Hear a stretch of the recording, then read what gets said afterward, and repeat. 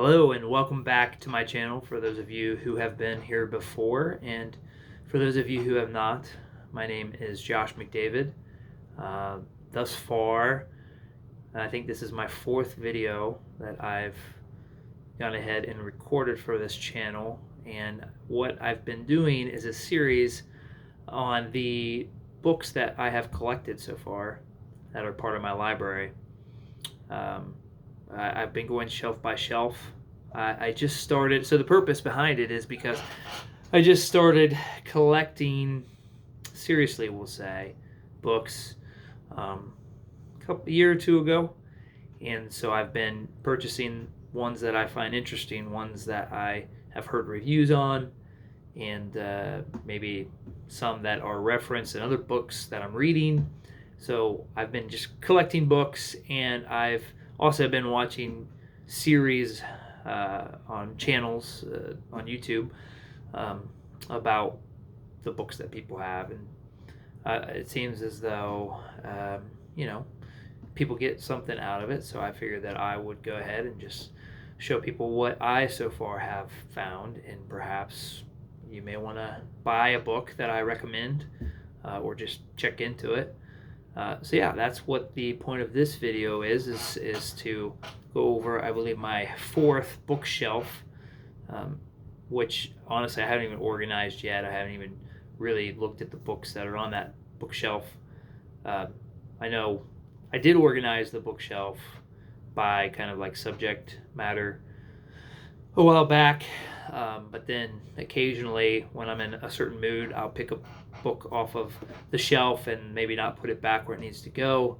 So there may be some missing on this shelf, or maybe I don't think I usually put it in the wrong place, but yeah, you'll see some books that make sense together, other books that maybe don't make sense being together on that shelf. But without further ado, I will go ahead and show you what we're going to be taking a look at. Oh, sorry about that. Here today. All right. So I'll pick you up. Move you over here.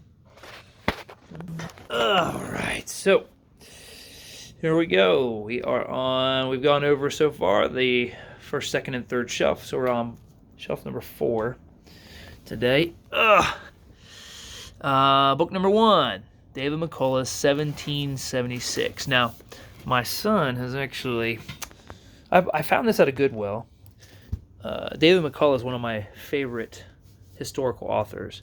And this book was fascinating because it has actual photocopies of letters and that people wrote in their handwriting back during the Revolutionary era.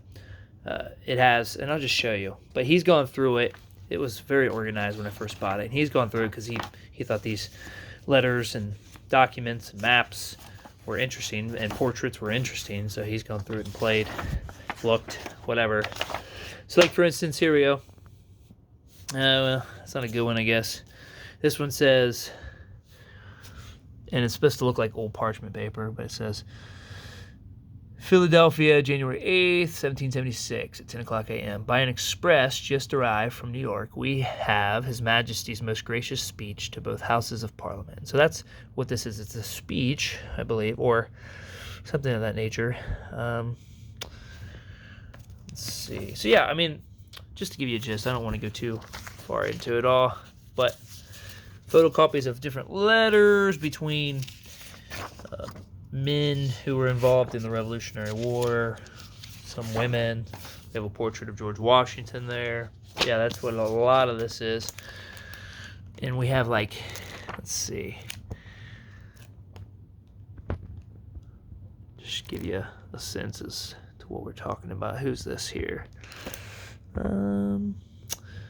General Henry Knox, so one of Washington's generals.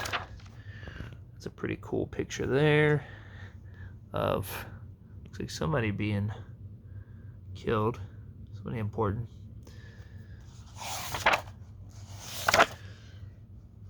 So that's what that book is.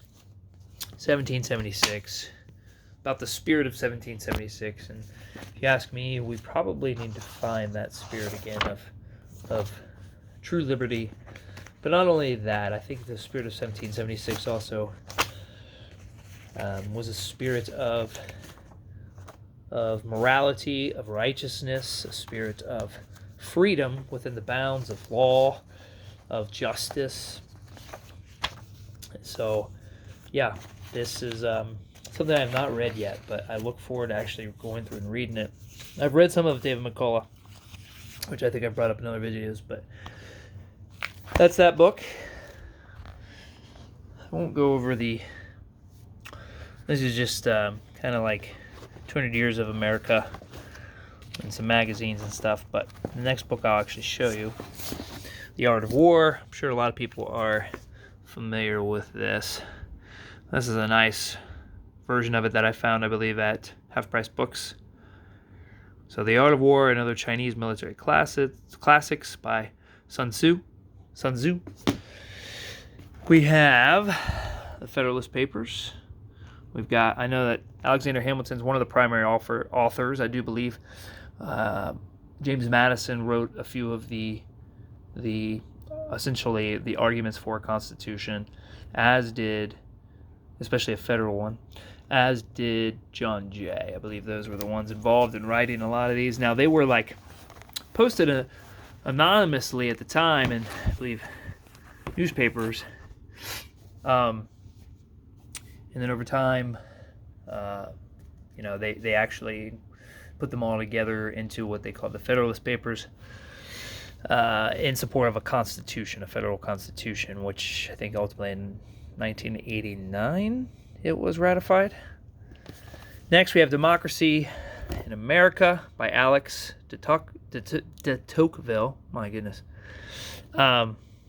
For anybody who's not familiar with this, it's a classic, but it's this Frenchman who came over and wrote down his observations of America after the Revolutionary War, I believe even after the Constitution was ratified, and just he describes what he saw in America, what made it so great, what made it the potential so great here, what was the basis of our strengths. And then also what could be potential risk to our nation. So, highly recommend. I've read a good part of it. Have not read this one, but it's called On Liberty and Utilitarianism by John Stuart Mill. He, I know, is a philosopher. This one, I think he's talking about, what's liberty and how do we balance that, liberty with unrestrained immorality, right? Like, what truly is liberty? Is it just being able to do what you please without, any repercussions for what is clearly evil or unjust? Or is it having the freedom within the bounds of a judicial system to pursue one's happiness and to have equal opportunities and to be treated equally under the law? So I think that's what John Stuart Mill is trying to kind of vet out in this. All right, another The Art of War. Marcus Aurelius Meditations, Roman Emperor, commander, philosopher. I've read a lot of his meditations just trying to figure out life. He was, I believe, almost a contemporary of Jesus Christ. But I don't know if he knew much about Jesus. I do believe he mentions Christians in here, but he was not necessarily a believer, but he was more of like some sort of stoic. And so he just talks about what the proper mentality is in life, how to live a life that is good, virtuous, that makes an impact, how to be resilient, how to grow, and how to live a life that is worthy to be emulated. So that's Marcus Aurelius Meditations. So these are all, as you can tell, I really appreciate the older authors because we've built just so many great, I think, systems and great country, great civilization based upon a lot of these thoughts and a lot of these. They're kind of like the building up to something great These are great thinkers who have stood the test of time. And so these are the people that I really admire and the ones that I really try to dive deep into. Next, Beyond Good and Evil by Nietzsche. I have not read him yet, read that book yet. Meditations by Rene Descartes. I've read some of his meditations. He just basically talks about how he doubted everything. He didn't take anything at face value or anyone's word for really any principles of life, and that everything had to be kind of proven and evidenced. And he eventually, I think, talks a lot about how he believed in God because of all these logical arguments that he had. Kind of reminds me of this quote that I heard that basically, the skeptic thinks that like he is unbiased and he's completely objective. But if you're a skeptic, your bias is naturally skeptical, right? So even Descartes has a bias whenever he's attempting to make sense of reality. The Invisible Hand by Adam Smith. I believe that's Economics. Wealth of Nations up here by Adam Smith as well. As you can see, Lonesome Dove. I don't know why that's on this shelf, but Wealth of Nations, Adam Smith. I've read parts of it. Just talks about, trading between nations and within a nation and the optimal economic systems. The Invisible Hand, for those who are not familiar, has to do with, I do believe, how supply and demand essentially will balance each other out over the long run. There are a lot of people that criticize that theory. Adam Smith's theory is that criticize capitalism, free enterprise. But I don't know if we have a perfect economic system. I tend to think the more power you put into a small group of people's hands, the more room there is for corruption to impact a large amount of people, while the less power you the more power you put into each individual's hands, the less room for corruption. That's my opinion when it comes to economics. I don't know if that makes sense, but The Republic by Plato, I read that a long time ago. It's highly touted. I see what he's getting at. He uses the Socratic method a lot when he's trying to figure out what the best society is. So he asks questions to those that he is in discourse with. It's interesting, but sometimes I couldn't quite get where he was going with some of his questioning. But who am I to, question Plato? Never read Rousseau's A Discourse on Inequality. Plutarch's Lives. I've read some of his lives. I believe, I can't remember. Sophocles is one of them. But these are just like the lives, the stories, the myths, the legends, the character attributes of great men in history during the various classical empires, whether it was the Roman or the Greek, and just it gives us something to model our lives on, to see like courage, right? And then to remember those stories and realize that if they could do it, we could do it. Aristotle, his ethics book, we have, which I've read a good part of. The thing I always remember about Aristotle is he discusses the fact that for every let's say attribute, every character attribute, there's an extreme, and that moderation is pretty much always the best virtue, right? Moderation in all things.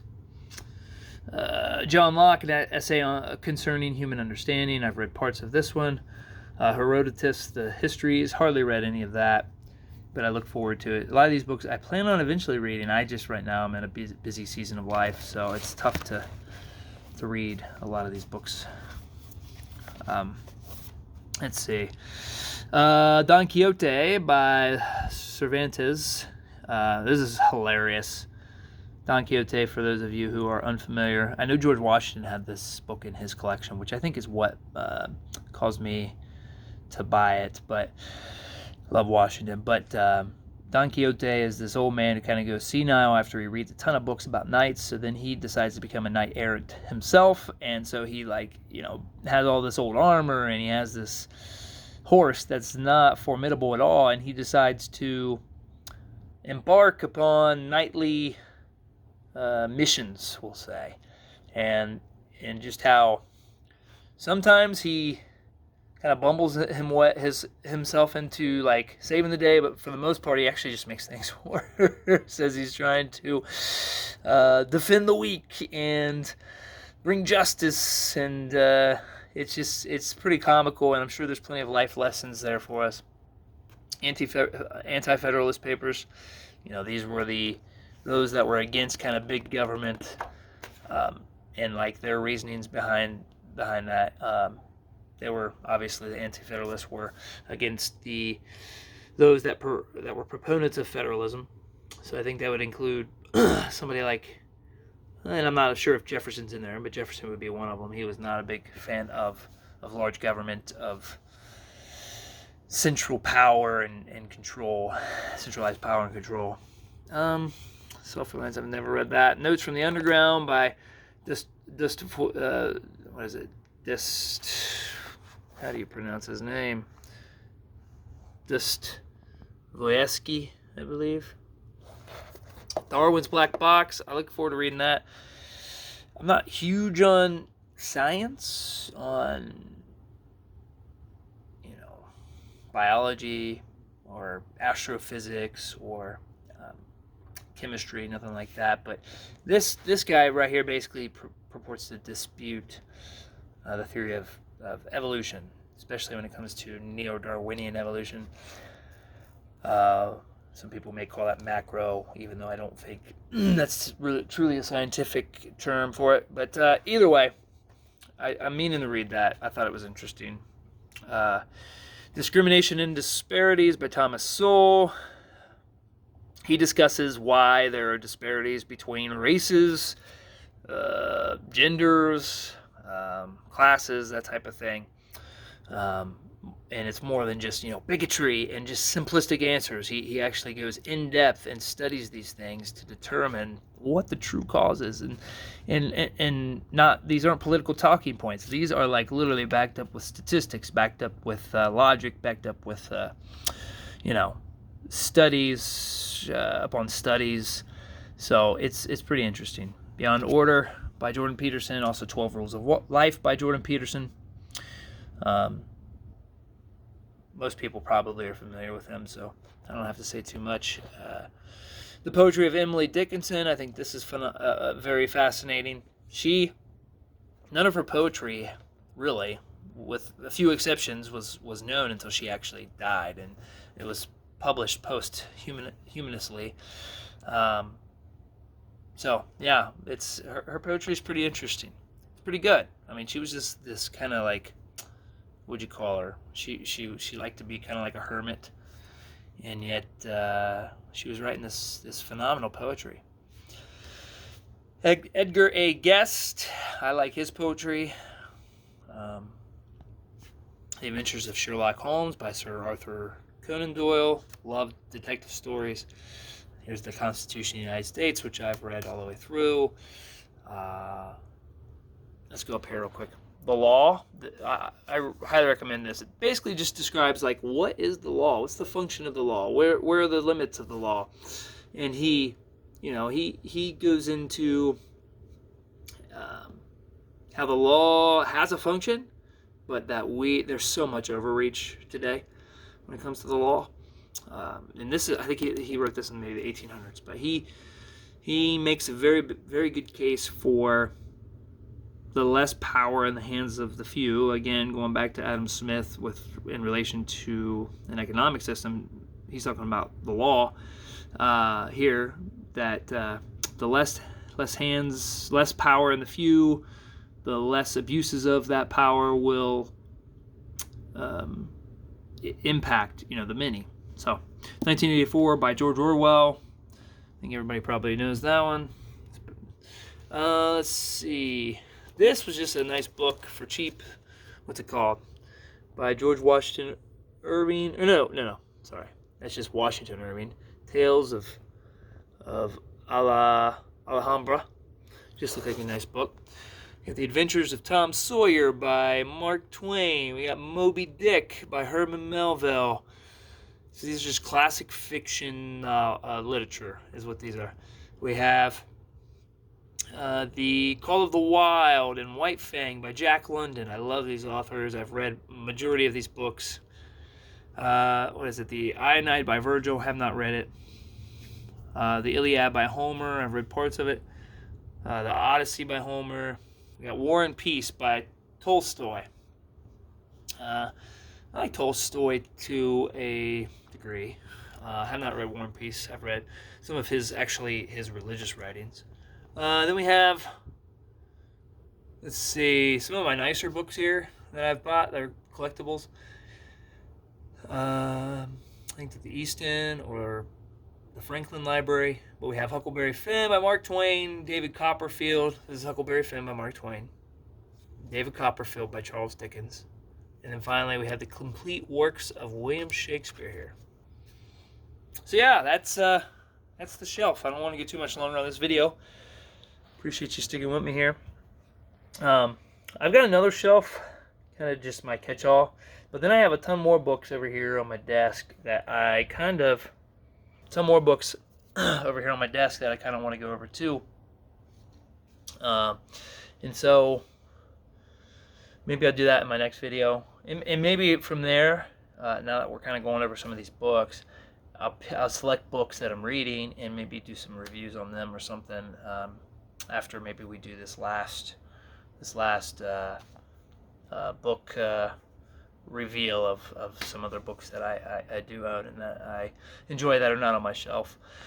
And then who knows where the channel will go from there. But if you find this interesting, or if you would like to be a part of the next phase of the channel where we start to review books, some of these books that you've seen, then please subscribe, like this video. You can share it if you want, and let me know if there's a particular book that you've seen in this video or others that you would like me to kind of discuss, kind of go over, give you my thoughts, my review, my takeaways from. So yeah, let me know. I appreciate any comment, and I thank you for watching this video, and until next time, hopefully we will see you, and I hope God bless y'all. Thanks.